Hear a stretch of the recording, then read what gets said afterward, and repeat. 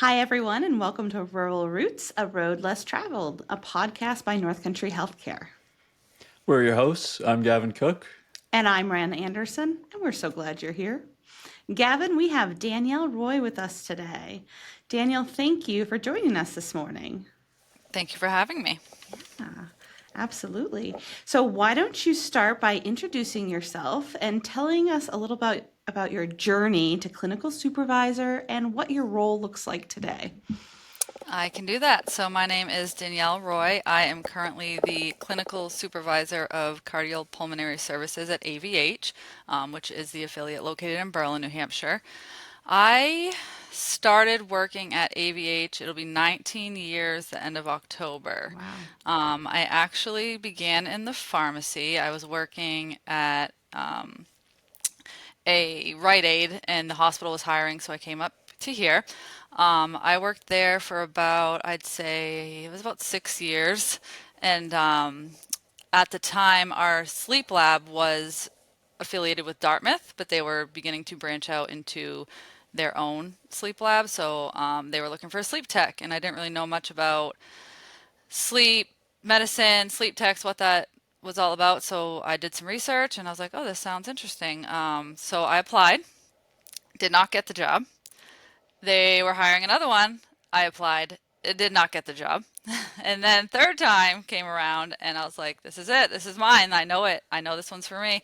And I did get the job. So then I moved into the sleep program. I was an overnight sleep tech. Oh, time is not.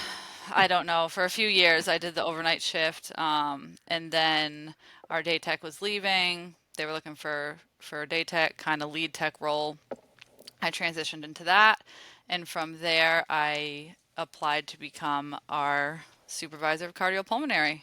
So it's kind of interesting. I have a non-traditional kind of way of getting into leadership, if you will. I have no formal college education. All of my work has been on the job training, and just that hustle to get to where I am today.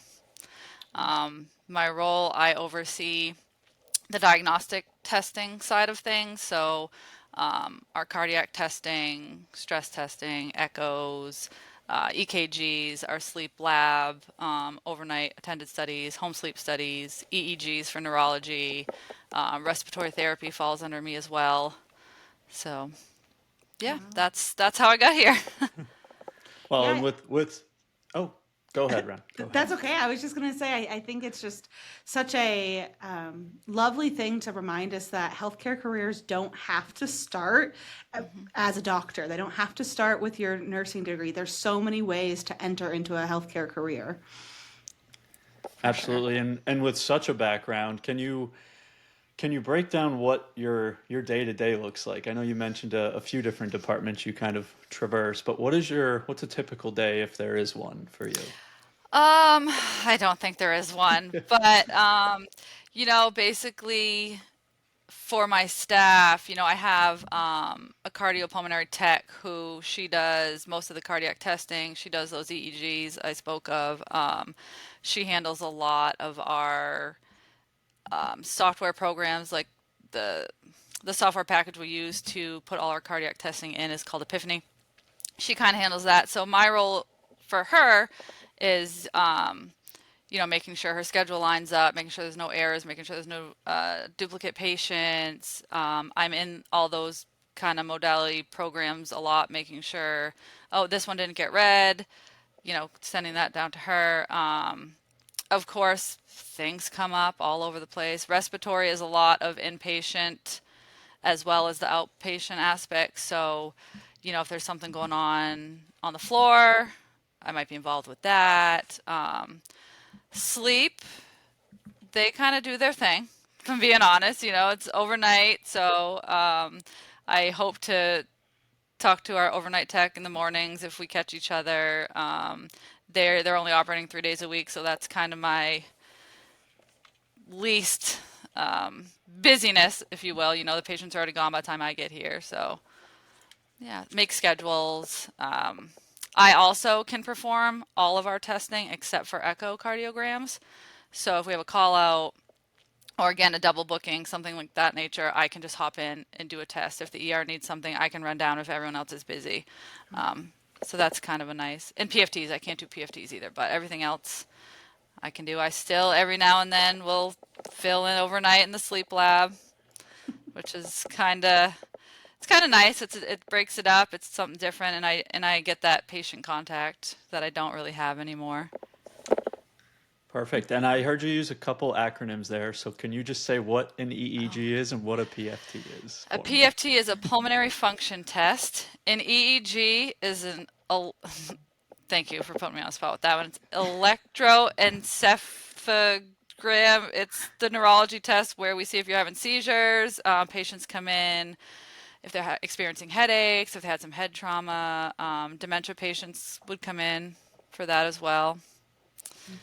Yeah.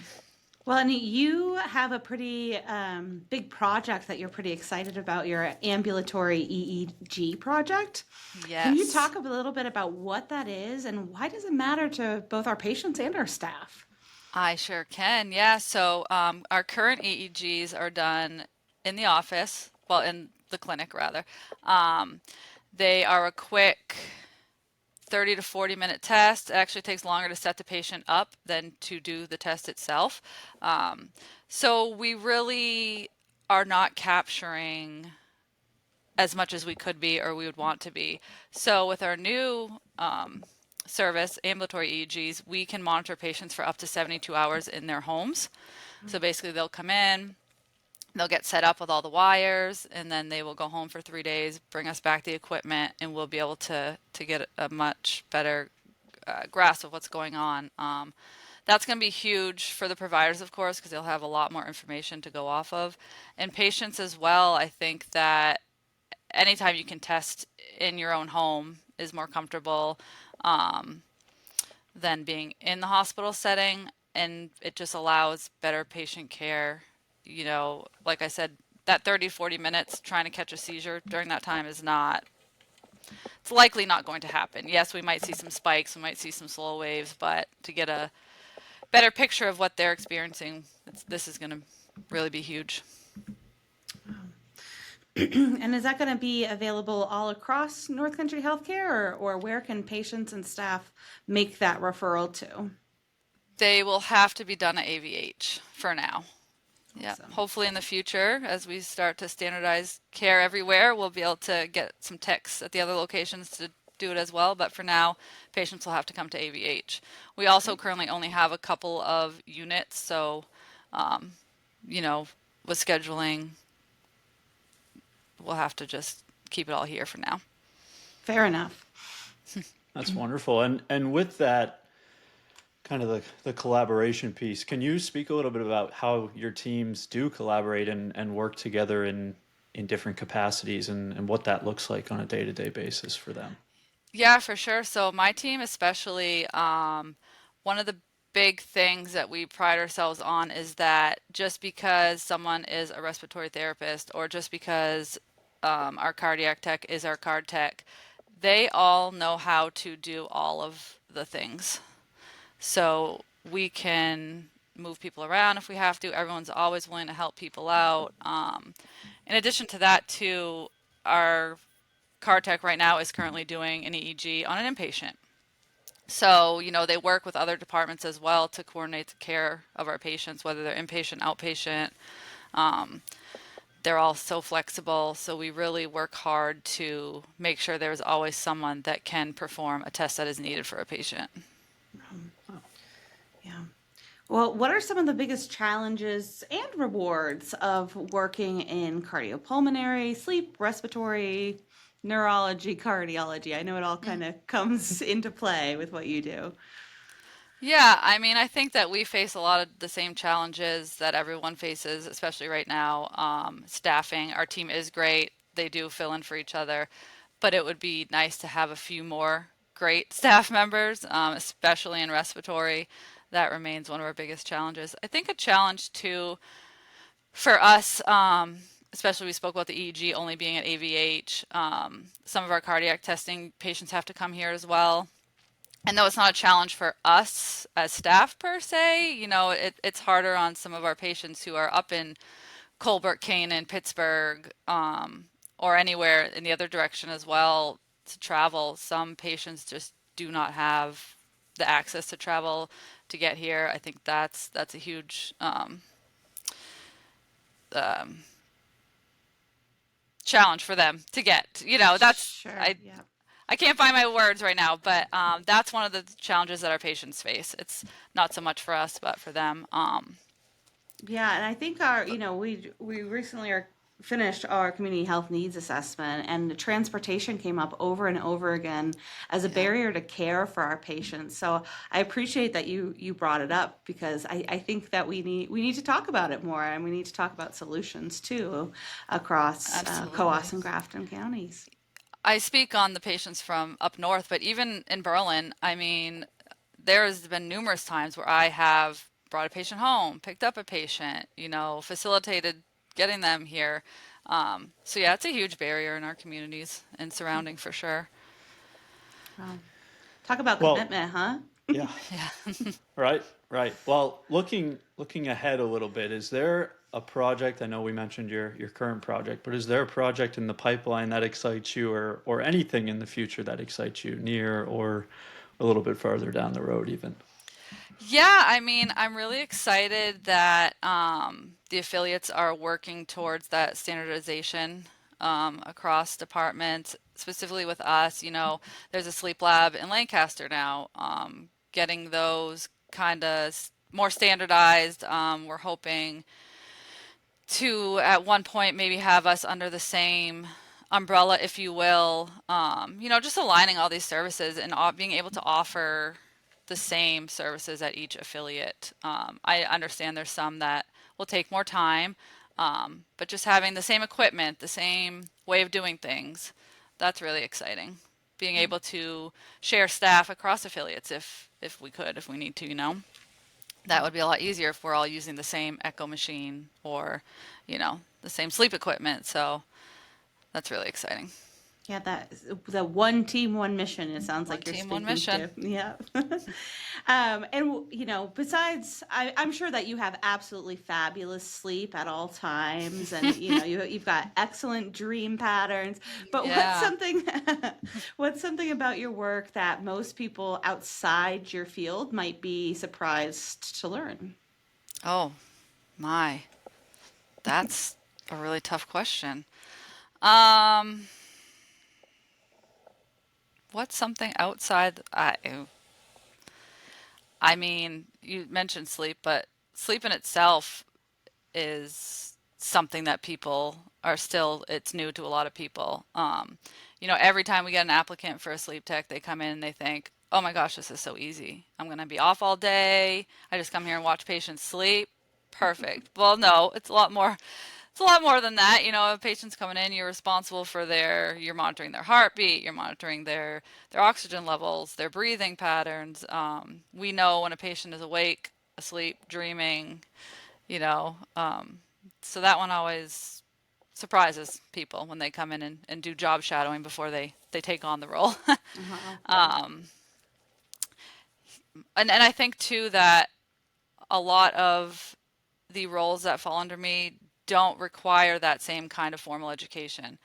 That always surprises people too. We're not the first thing you think about when you think of a healthcare opportunity is not respiratory or echo tech or sleep tech. It's nurse or doctor, maybe physical therapist, but it's never us. So I'm hoping to keep getting the word out there. We just recently started getting students actually, which has been huge. I used to go up to the tech when they had like their job fairs to just talk about this is what we do.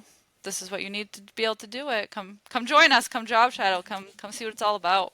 Just that there's other options out there. Not that I'm against college at all. I'm not saying that, but I would have never known that any of this exists. And maybe, I mean, I ended up here anyway, but maybe had someone told me in high school, like, hey, you could go do XYZ if you're unsure. And Yeah. Danielle, for those younger listeners, because Yeah. we do have some, what could be the first step if they have any interest in any of your departments or any of Yeah, your. if anybody has any interest in just even hearing more about it, or they want to come in and shadow in some of these different positions, we're always open to that.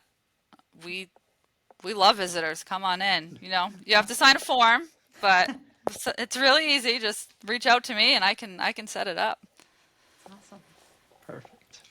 And when just when you step away from work, you at right after your overnight, what helps you recharge or keep perspective as a leader at NCH? So I think for me, I really truly care about our patients, and how they feel. So an example, this is kind of not your question, but I guess I'm going off script here a little bit. Because you mentioned after a night in the sleep lab. So my favorite thing when I was working nights is when we would have a patient come in who's been sleeping horribly. They feel terrible all day long, and then they come in. I see that, oh yeah, you have a apnea hypopnea index of 100, which means you're stopping breathing that many times an hour. Of course Wow. you feel terrible, and we do see that. So, and then you start them on positive airway pressure in the night, and they wake up in that first morning, even just being on that half a night, and they say, "Wow, I already feel so much better. I feel awake. I feel alert. I haven't felt like this in 15 years." That was always my favorite part of that. So just knowing that we are making a difference in people's lives, their quality of life, is huge. But for myself, I go home. I have two small children. So I just think about them. I want to do well for them, not to sound corny, but make a better future for them, right? I want to be an example for them, someone they can look up to, and I want them to want to help others too in their life. So I hope that I can instill that in them. It's amazing. I think that's That's a what great every answer. every mom wants, and it's amazing Yeah. to see you practicing it. Yeah. Lead by example, right? That's right. Sometimes I have to drive around the block a couple times before I can do that after a long day, but as long as we get there. That's a healthy coping mechanism. Yeah.